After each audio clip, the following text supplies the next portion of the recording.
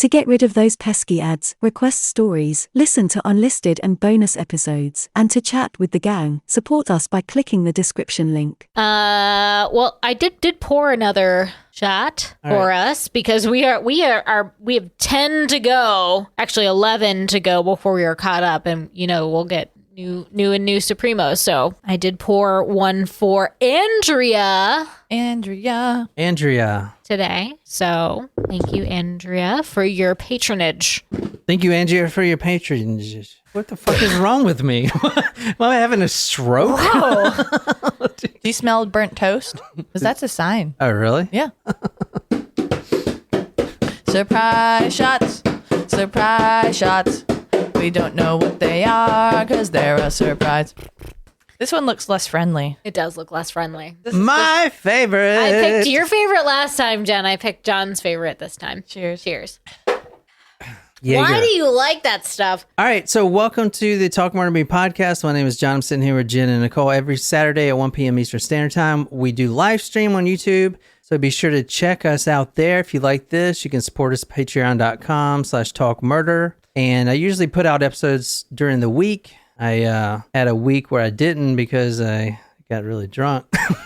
But anyway, if you like this, you might like our sister podcast, Among the Dirt and Trees. Brienne does a great job telling true crime stories that happen out in nature. She's been doing a lot of witch stories lately. Spooky. And they're really good. I really enjoy them. Have you watched Hocus Pocus too? I have. I have you? not. No, I have not. Okay. I might watch it tomorrow. Also, I want to give a shout out to another podcast that I really love. And you can listen to this true crime podcast to go to sleep, called Serial Napper. She has a great voice. She does some great cases, some that I've never heard of. And this month, she's doing a kind of a Halloween episodes. And she's got, it's a serial napper. You're supposed to listen to it at night. She's Canadian, but she doesn't really have that thick Canadian accent. So I talked to her, and she's seems like a great person. Do you enjoy falling asleep listening to true crime podcast? Then you'll love Serial Napper. Serial Napper is an international true crime podcast hosted by Canadian Nikki Young. Each episode features a different true crime story told succinctly the way it happened. Just the facts, ma'am. My focus is of unsolved crimes that need more attention and supporting victims and their families. Let me guide you through some of the craziest true crime stories you've never heard of. Wow, sounds right up your alley, John. Yeah. If you guys like that, go over there. We about to do some Ed Gein. Because I ain't got nothing to gain. We stopped last time. I told you that Eddie Gein was finding suitors. And we're going to talk about the mother in the next episode. I'm actually doing like 6 parts of this freaking story. So we're going to talk about his background. But you guys probably know that Ed Gein had a fixation with his mother. Correct. That's where the movie Psycho came. Uh-huh. Robert Bloch, who wrote the Psycho book that Alfred Hitchcock produced, lived about 15 minutes away from Plainfield. And he was following the case. And then right after that, I think in like 1961, Psycho came out. Interesting. It completely changed the entire landscape of horror. But because before that, and if you listen to Grady Hendrix, I've interviewed the guy, but he will talk about this. If you see before that in the books, in the comic books and stuff like that, you have mummies, you have monsters from outer space, a lot of Lovecraft stuff, which I love Lovecraft. So it's a lot of cosmic horror, the lurking fear, like just monster-esque. Right. That's horror. That's always been horror. But Ed Gein, when he was arrested and Psycho was made, the movie, which became an instant hit and changed the horror landscape completely. Yeah. It's something that's never been done before, because what's more scary than like a scary monster bludgeoning everyone to death? Well, how about someone who is completely normal? Let's say his name is Norman, and he runs a hotel and he's obsessed with his mother. That right there is the creepiest shit ever. Yeah. And it scared a lot of people, because it didn't scare people in the theater, but when they walked out of the theater, they started looking at their neighbors and thinking, is this guy like that? Because Norman Bates is normal. Right. And Ed Gein is normal. But what the fuck was he doing behind closed doors? It completely changed the horror scene. A lot of horror movies and books have been written using Ed Gein's story as a starting point. I mean, the main ones, Texas Chainsaw Massacre, obviously, for reasons we just talked about, the Hanging Up and shit like that. Silence of the Lambs, Psycho. Those are like the big three, but they all give credence to Ed Gein. You know what I'm saying? So, fun fact. I probably shared this before. I have 2 fun facts. Number 1, I've never seen Psycho. Good. What? Yeah. Number 2. Oh my God. Dude, that movie will freak you the fuck out. Probably so, and which is probably why I haven't seen it. Number 2, Alfred Hitchcock and I share a birthday. That is a fun fact. That is fun. So fun. Yeah, December or September, Yep. June. Yeah, He knows your birthday. Don't Yeah, worry. I'm just kidding. March 13th. almost. You got the Actually- day right. He does know your birthday. Yeah, I know. July. Stop it. You know her birthday. It was recent. It was like, oh God. He's just It's teasing fine. you. I'm just messing with you. I know. I know it's in August, September. Let's know. It's in one of those 365 days. It is. Good job. Shram says Bates Motel is better than Psycho. That's on my watch list. Is it a long series? Like, is It's it a few bunch of seasons. seasons? I think it's like 3 or 4. Yeah, I don't know. But on the last episode, we went to 1957. That's when Ed Gein was arrested. Before that, on episode 1, we did 1954. That's when his first murder, or what we think was his first murder, of the tavern owner Mary Hogan happened. Tonight, we're actually going to 1951. This was right after his mother died. This was Tuesday, August 28th. And I want to start this episode with trying to find out what it would be like to go on a date with Ed Gein. I know it sounds weird, but Ed did have some suitors, you know. Must be nice. We'll talk more about the mother in the next episode. But the reason Ed had suitors is because he was basically looking for another mother figure. Ed can't function. It's like me. If Nicole leaves, I can't function. This whole house would implode. Like, there would be garbage everywhere I wouldn't eat. I would starve to death. The dogs would starve. No, you would just go to Jimmy John's. We talked about this. But like Ed, I haven't had Jimmy John's in forever. Same. let's get it. Ed There did- isn't one in delivery distance here. No, I said y'all go get it while I do this. I mean, obviously we cut out the background Okay, noise. so Jen and I will go out to eat and just leave you here to starve. Tuesday, August 28th, 1951. Gein was looking for another mother figure. His mother, Augusta, had recently died, and that took a big toll on him. He did have suitors. As I said in the last episode, he actually turned down 2 of them. Number 1, the first one, she did not get along with her own mother, which was not good for Eddie. Right. That was an immediate hell no. Number 2, the lady got around a lot, as in she had sex. In the 50s? She fucking bangs, Okay. Shame on her. and she would do dog styles, and she'd gaping. We don't need anything further, but thank you. So Such a creative imagination.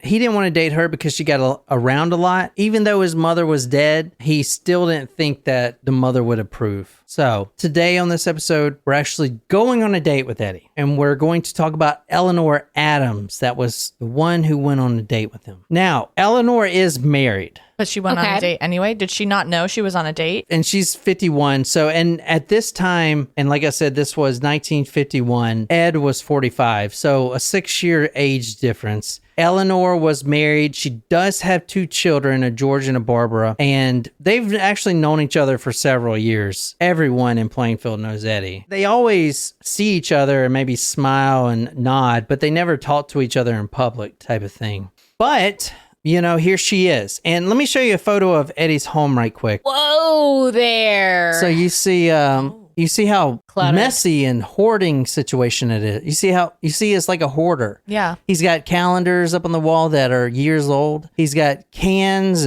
of Trash. beans and all kinds of Sugar. trash, sugar here, Domino, just all kinds of junk. Now there's no electricity in his home. He's got a stove here that obviously doesn't work because, well, I guess it's a gas powered stove. So that works. Or it could just be like fire. Soda crackers. I mean, it's just a mess. Another photo. This is one of the rooms. I mean, he's got a violin here with only 2 strings. It's broken. He's got a little piano thing here that's also broken. That's not a cash register? I think it's a. I don't know. Maybe It looks like what? I don't know, like a toy almost. he's got. I mean, look at the bed. Yeah. Just trash everywhere. So this is like where he sleeps. This is his bed. So imagine going home with Eddie and getting on that bed. Nope. No. No. Lauren says, I feel like these pictures would be so much worse in color. Yeah. Because you could really see the dirt and filth. Ooh. Yeah. It looks like our house. All right. So they go back to his house, and like I said, no electricity, is quiet. So there's not much to do. Play cards. He does have cards and stuff like that. But At the moment, she is stretched out on his soiled mattress, her features illuminated by the dingy glow of dingy. I got the dinghy on my mind. It's a bar. Yes. Her features illuminated by the dingy glow of his oil lamp. Though she is surrounded by the souvenirs of Eddie's other conquests, she has no way of knowing what is about to happen to her. so this is before Eddie's killed anyone, and she's at the house. No electricity in the home.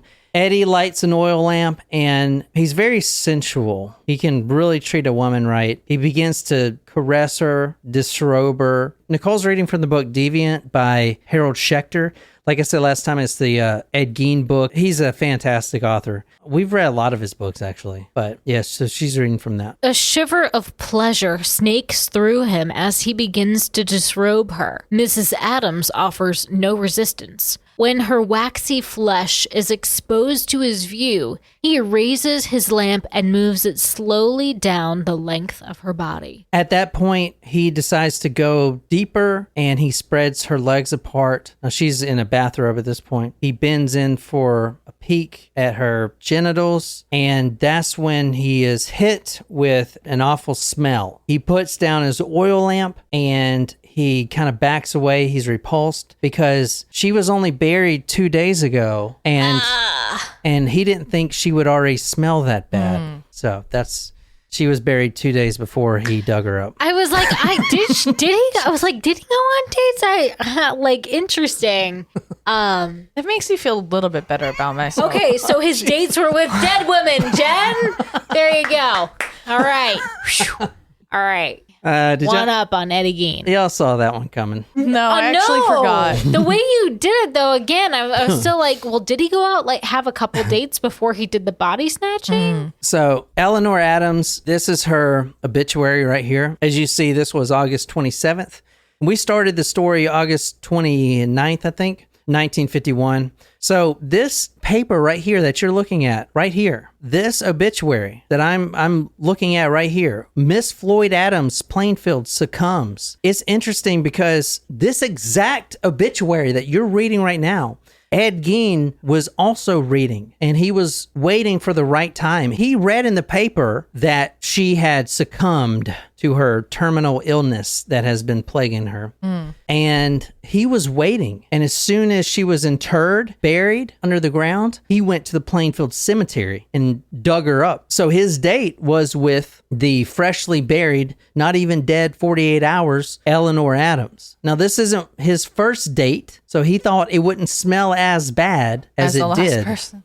But Who was buried longer. But when he bends down to look at her genitals, he gets a whiff, and it's that decomposing smell, and mixed with formaldehyde,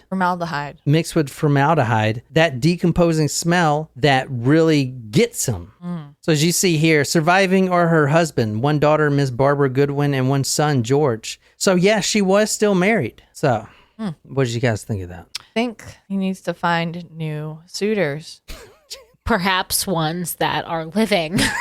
Although, maybe not, though, because then they might end up dead. Maybe not. No, but I mean, all right, this story, I'm not trying to be disrespectful, but, he would end up killing them. Maybe. I mean, he did kill. So the ones that he killed resembled his mother, or were the antithesis of his mother from the last story. But this lady that he took out on a date and decided that she was too fresh for him or not fresh enough was also older than him. That's a good point you brought up, that the ones he's killed resembled his mother that you just said. If you want to read what's on her gravestone, as you'll see, Eleanor M. Adams, and then the date. But there's also one other thing on the headstone. Does it say mother? Mother. Creepy.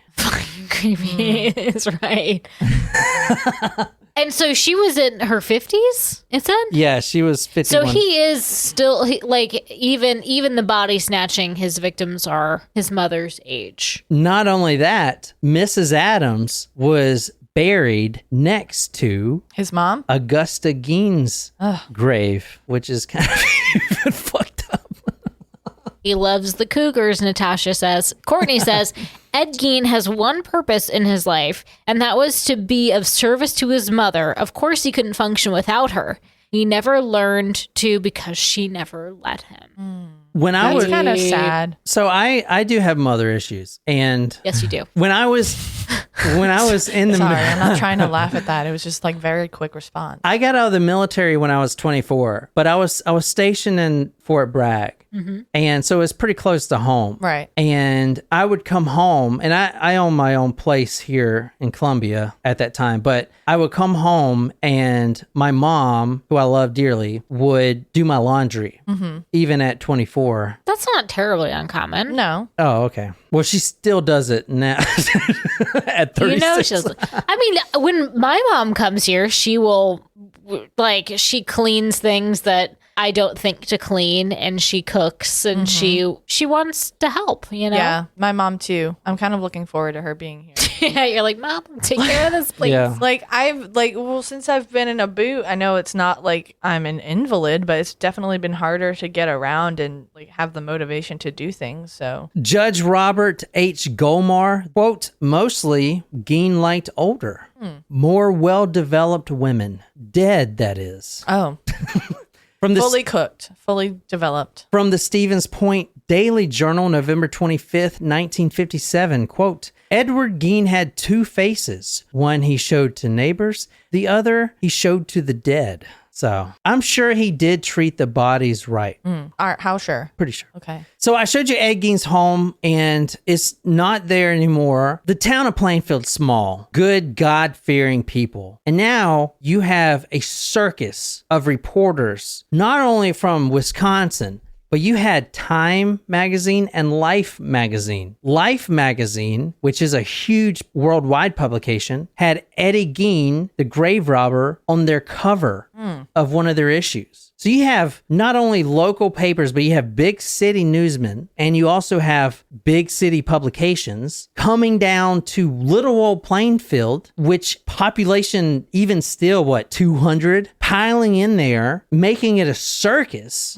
Ed Gein's home, which used to be right here, there was an auction, and then right after the auction happened, I'm pretty sure even during the auction, all these people came in, some locals or whoever, probably the sheriff, no one knows, burn it down. That's why it's not here anymore. But this is the property here. So he owned a lot of this land right here. So they auctioned off the belongings that were inside and then they burned it down, or they auctioned out the house and then they burned down the house that had just been auctioned off? So they had offers on the house, but those offers seemed to come from people who wanted to make it an attraction, which these are good plain people of Plainfield, Wisconsin. Like, they don't want some kind of ghoulish attraction in their town. So some of the town's members I'm pretty sure is even the sheriff. Like, I'm pretty sure, because the townsfolk in there. Yeah. And somebody went in there and set it ablaze, and that was it. They didn't even get all the evidence out yet. So who knows what else was in there. But on this episode, I'm going to tell you what they did find in the 13 days that they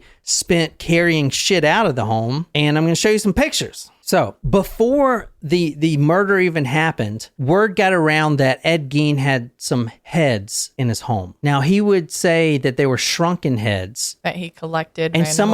some of them were. These were from the South Sea. So World War II, we sent our guys down to the South Pacific, and all those weird tribes down there, they would do stuff like shrunken heads, stuff like that. So Ed Gein would say he has a cousin down there, which was a lie, that would send him these shrunken heads, and he would collect them. Anyway, he showed some of the neighborhood kids these, and word eventually got around that he had these shrunken heads, and eventually he wouldn't let anyone into his home. And this is way before he even got caught. Let's talk about what was found in the home. I showed you two of the pictures inside the home is complete mess. From Harold Schechter, he sums it up as follows, and I really like this. I think this is great. Quote, it was as if Gein had reversed the usual process of garbage disposal and made weekly runs to the town dump to pick up a load of trash for his living quarters. Oh. Such chaos was clearly the product of an equally chaotic mind, mental derangement expressed as decor.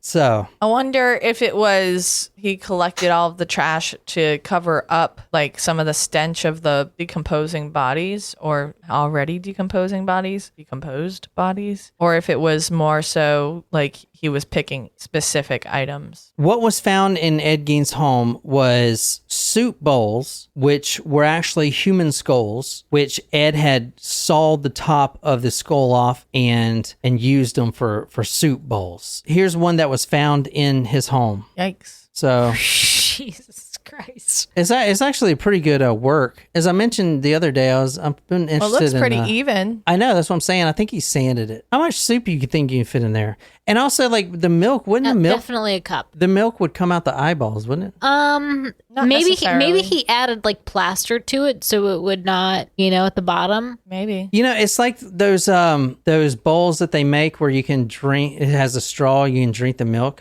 which is a great idea. Yeah. You could just tip up this skull and drink the milk right out the nose. So they found a lot of these in his house. A lot of human skulls. Now, the reason I started with Eleanor Adams, his date, is because where do you think all these body parts are coming from? He only killed 2 people, and yet he's got like 20 human skulls in his house. He has several complete human skulls. 2 actually adorned Eddie's bedpost as decorations in his room. They were just sitting there. He has this is my favorite, a kitchen table chair. What do you think the chair had on it? Here, this is a chair made from human skin. Yeah. It looks pretty sturdy. It reminds me of Book from Hocus Pocus. Yes. Reminds you of what? The book. The book from Hocus Pocus. Oh, Book. Book. All right, so was the second one good? Yeah, if you're like, I would say well, no, hear me out. Like, I don't want to ruin your opinion. Like, it was very nostalgic, but also they did put some new twist on it. And if you're looking for like an Oscar-winning film, you are not going to get an Oscar-winning film. Well, that's fine. But it satisfied. I might watch because I got to do some listings tomorrow, so I might just watch like the first and second one and just have myself a good old time. there were 4 of these chairs found in his home. They were expertly made with human skin as where the padding would be for the butt. Human skin. There were 4 of these found. They were kitchen table chairs. The woven cane seat had been replaced by smooth strips of human skin, and the underside, which, makes it high quality. Right. Under the chair were lumps of human fat, that just sitting there makes it nice and buoyant or nice and bouncy. Yeah. You know what I'm saying? This house was a fiend's workshop. Human skin lampshades, bracelets, a human skin waste basket, a human skin tom-tom. Like a drum? Yeah. A hunting knife sheath made of human skin, a human nipple belt, and even, the shade pullers. There was the shade pullers instead of the little thing on the end, that little triangle thing. Doohickey? It was a human lips. So you would pull the human lips to pull up the curtains. This is the nipple belt. So these are the human nipples. It's actually really expert quality here. You see this, Nicole? Yep. I mean, like, He had these wall hanging artifacts here. These are nipples with some kind of hemp going through them that he would hang on the wall. he did. So he was a tit guy. And he also had, this is some of the mask right here that he It almost looks like the Michael Myers mask. Yeah, Yeah. agree. Do you think they inspired that Michael Myers mask from that mask? Maybe. oh yeah, dude. Yeah. Really good call. Here's the Yeah. the lampshades. You can't really see the lips, but Which they did just put out a new Halloween movie. We did watch Halloween 2.0, H2O, these are my favorite right here. So look at these. Oh. the gloves. Well, the mammary vest. So he made a mammary vest, and you can actually see the faces, see the eyes Oh, and the nose, boy. Yep. the titty right here. Oh, boy. There's an ear right here, Oh, okay. another breast. Look, Thanks. oh, there's a face down here, Jen. Look. Yep. You see the face? Yep. Another ear. So ear, how many bodies ear. did he take? Ear. Do we know? And then these are human skin gloves, which are probably really warm. Do we know how many bodies he took in total to make all of his things? No one knows the real answer. He said he made about 40 visits and only about 9 of them he wouldn't take the whole body sometimes. Sometimes he would, like Eleanor Adams, if he wanted to, all the parts, but a lot of them he just took, like maybe the vagina or the anus or something like that. He would just saw them up there. At the grave. Yeah. The generator was brought in with the lights because Eddie doesn't have power. He's the only one that does not use electricity. Sheriff Slay would later say that this was just too horrible beyond belief. Some of the other stuff that was found was a old shoebox. What do you think was in the shoebox, Jen? Teeth. A, quote, sizable collection of female genitalia. There were 9 vulvas found. What's a vulva? You drive a vulva. I don't. I drive a Honda. Plain workout tapes by Honda. But what is... Fonda, they ain't got a motor in the back of her Honda. Tell us what a vulva is. It is female genitalia. Is that what it is? Is it the vagina? It's part of it. What is it? Like... It's the region, like the outer region, like that the includes outside the part. labia. Oh, okay, gotcha. So, a old shoebox containing a, quote, sizable collection of female genitalia, 9 vulvas altogether. The vulvas were dried and shriveled, and the one on top was actually dabbed with silver paint and trimmed nicely with a red ribbon, almost like a little bow. And the gift. If anyone gave me that gift, I don't know what I would do. It was a shoebox, and they were all just stacked on top of each other. The one that was on the very top seemed to be, quote, quite fresh. So. Okay. Jesus Christ. Are people still watching this? Yes. Oh, okay. The topmost one seemed quite fresh. It consisted of a portion of mons veneris with the vagina and anus attached. Looking closely at this specimen, Wolmonsky noticed small crystals clinging to its surface. The recently excised vulva, he realized, had been sprinkled with salt. I bet it tastes better like that. And also, you remember, did you watch Big Mouth? No, I started to. I couldn't. Mons Pusher. The Mons Pusher. It wasn't for me. I liked Big Mouth. That was funny. Did you watch Human Resources? No. All right, No. move it. No. She I is think human resources. I think we started that? watching. I think we watched like 10 minutes of the first episode, but did you like it? I No. didn't watch it either. I was asking. Also in his home was 4 human noses, a cardboard Quaker Oats container filled with scraps of human head tissue. So a lot of these creations were meant to be worn, including several skin leggings, which... Oh, pantyhose? No, the leggings were actually made from human legs, which is, I mean, that's what it's supposed to be. Well, what else would they name them leggings? A garment made from the upper torso of a middle-aged woman, and there's a picture of that here. It's, why y'all acting like y'all weird about this? Well, you're like, here's a photo of this. This is like the mammary vest. I don't like that. Yeah, you showed us that already. But it's very important why he made that, It's not weird. Is it though? Even more ghastly was a garment fashioned from the upper torso of a middle-aged woman. Gein had carefully skinned the top part of her body, breasts included, tanned it, and attached a cord to it so that it could be donned as a kind of vest. So he would wear this stuff, and there's a specific reason why he would wear it. The mass collection found human facial skins peeled from the skulls of at least 9 women. There were no eyes, but holes where the eyes should be. So they were meant to be worn as masks. The hair was still attached to the scalp. Most of them looked dried out and even mummified, but he did go to great lengths to preserve them with oil. And he would even, on some of the younger ones, which were, 14. Days old? Even younger. No, 14 years old. Oh, I thought you meant like days dead. No, even the younger grave robbed victims, he would put lipstick on them. 4 of them had been stuffed with paper and hung on the wall in his bedroom. Some of them were in plastic and paper bags. Also, a moth-eaten horsehide robe lying in a heap behind the kitchen door. There was a brown paper bag and, quote, mass of dry hair attached to a desiccated skin. This was picked up by one of the detectives, who later says that he really regrets picking up this brown paper bag and looking in it. I bet he does. Understatement of the Year award goes to. It was a brown paper bag. This was right behind the kitchen door. It was just sitting there. It was folded over, kind of like you would fold a paper bag lunch. But when he tried to unfold it, he noticed that it was stuck together. There was flesh that was kind of melted and almost like a glue. But he finally got this bag open, which he later says he really regrets. He looks in this bag, he opens it up, and he pulls out this human face. He lifts it up. Now remember, there's no lights in the house besides the generator with, spotlights now. But it's still pretty dark and dusty as fuck. Right. So the light is behind him. He's by the kitchen. He pulls this human face out. And like I said, they don't have eyes, but they have holes. He puts it over his face, not like touching it, but he like looks in it and then kind of pushes it up towards the light beam that's coming. And he looks through the eye hole, and the light from the generator and the lights shine through the eye holes. Another officer looks at it and he says, quote, "By God, it's Mary Hogan." So there's Mary Hogan's face. It was in that bag.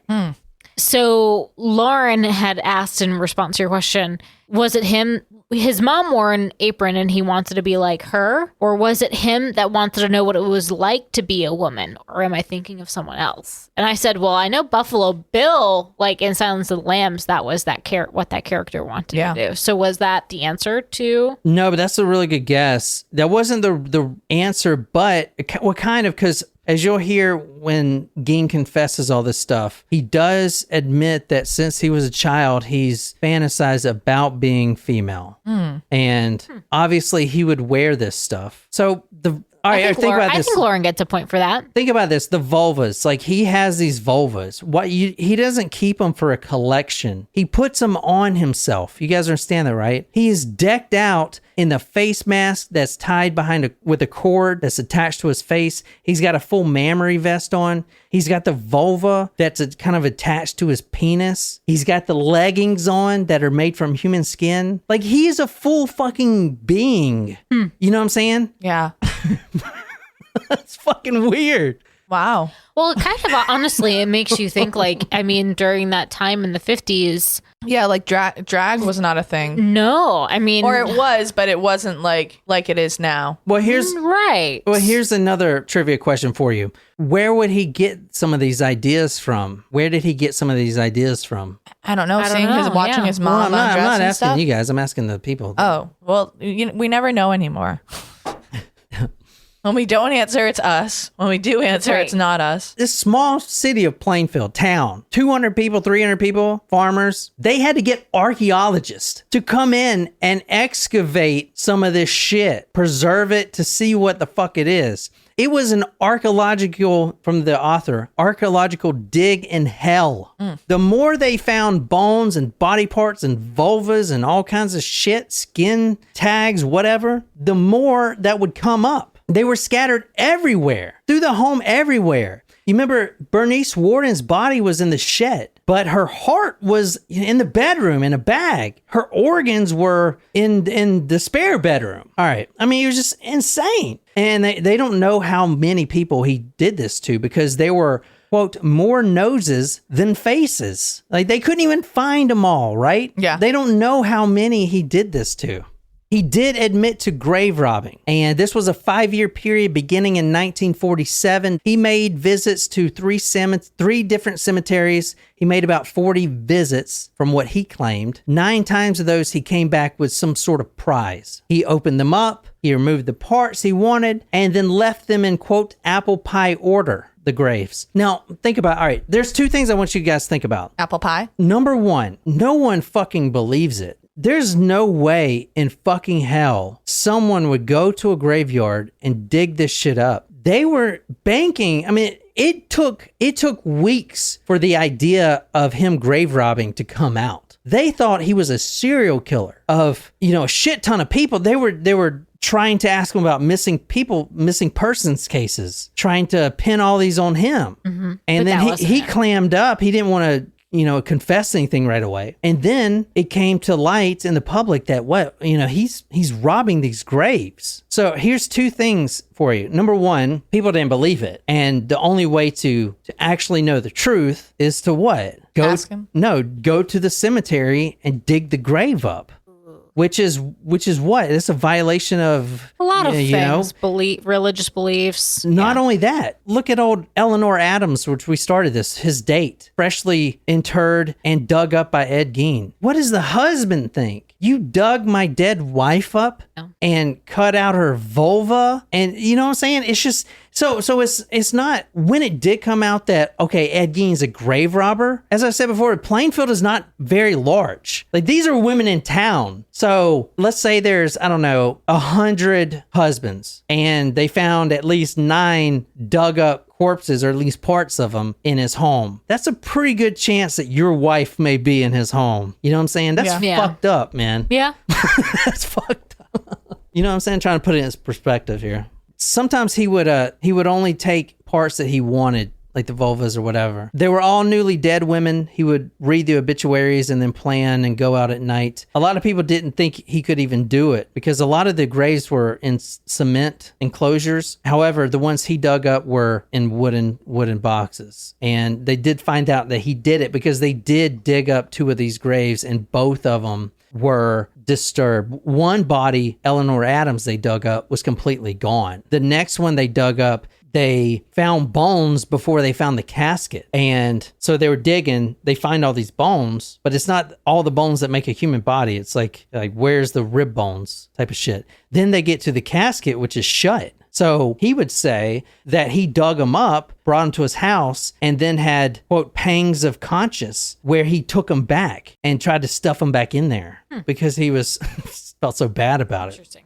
A lot of these, he said he was in a, quote, daze and doesn't really remember anything about the grave robbing, even though he would sit there for hours and dig them up, you know, and then smooth everything over and then carry the woman back, you know. I don't know. What do you guys think? I don't even know what to think anymore. Eleanor Adams, her grave was redug up and the coffin was empty, all except a 12-inch crowbar.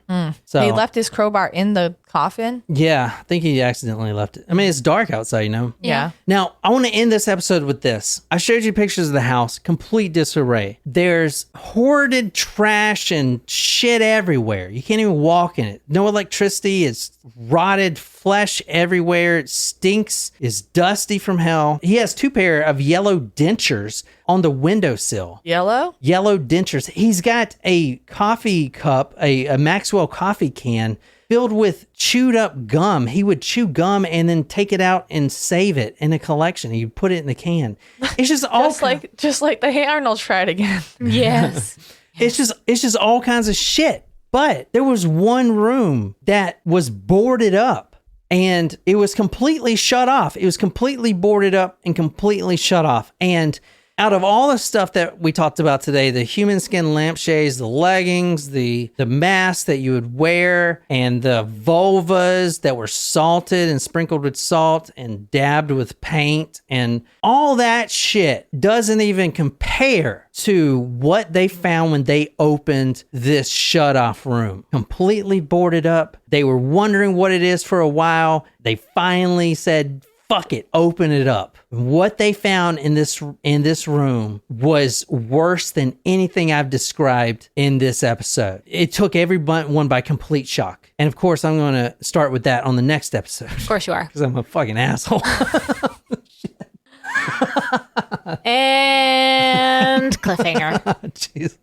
I know we've talked about Ed Gein before, and I cannot remember at all what's behind Door number one. one. Yeah. Well, so the house was large and upstairs and downstairs. Ed slept upstairs. I showed you his bed, and that room was downstairs, completely boarded off. They knew it was there the whole time. They wanted to get everything else out the way, but when they opened it up and saw what was in there, they were just... It just takes the story to a whole nother level. Yeah. If you can get to another level from human lampshades and human skin chairs. And by the way, for you podcast guys, the human skin lampshades, did anyone guess the thing where I said, where would he get these ideas from? No. All right, so the human skin lampshades specifically, and a lot of the other stuff, Ed Gein, his IQ was pretty low, but he was an avid reader. He read true crime books. Oh. So he would definitely be listening to our podcast if he was alive. He was an avid reader of true crime, the lurid magazines with the You know, the ones I have with the detectives, the women on there with the big breasted women, these are true crime accounts. Sensational. Like, it used to be like 10 times worse than it is now. Like, titillizing. Like, he would fucking read all, he had thousands of these. And what he loved more than anything was the Nazi war crimes, especially. Oh, I should have got this. Oh. That's right, because you did that article recently. Especially that of Ilse Koch, the bitch of Buchenwald.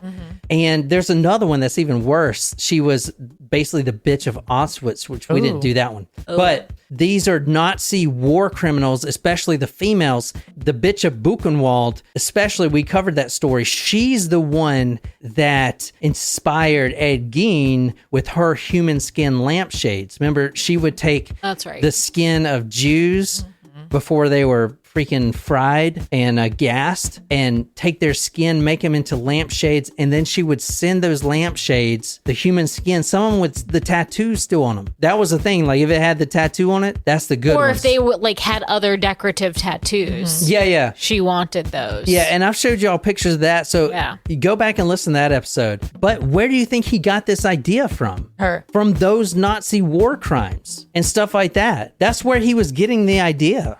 So for the next episode, we're going to open that door and we're going to get into the background. Like, how did this guy get all fucked up? All right. And then we're going to talk about the psychology and kind of end it off there. So. Cool. And then Niquise and I are going to do the confession of Eddie Gein, which is pretty large. So I hope you guys like that. And until next time, good night, you lovely, lovely people.